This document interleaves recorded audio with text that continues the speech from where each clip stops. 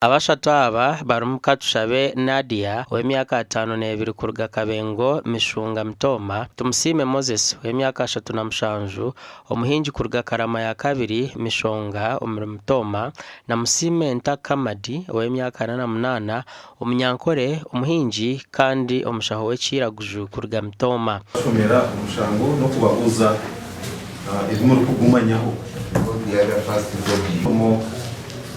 gushaho ubwishinyankore kandi urukuruga Kabingo umuri Mushunga sub county mu district ya Mtoma banza Musimenta Kamadi namazima ningatamazi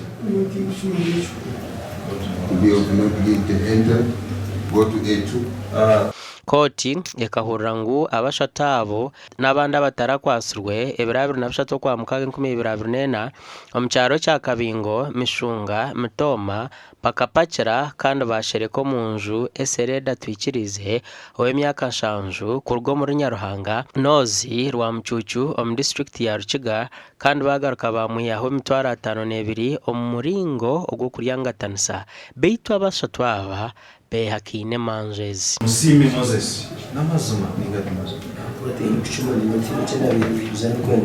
true. You tell them in such a case government provides a free lawyer. Caroline Kesuvi omuhababi wa government ahabwa Mtoma akabazibiro kwemererwa agumze ngu cyababa akaba ari mu koti kandi hino obujuruzi obubaru kumwendaho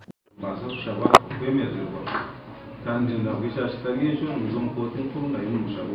So since the complainant is here, today we are not going to entertain your bail application. Konka kitabaza ubuyija hanu yabuzuma izoberi boto kwemererwa kwanyu ndashokushabo kwemererwa terapure Bail until we get the witness, the first witness.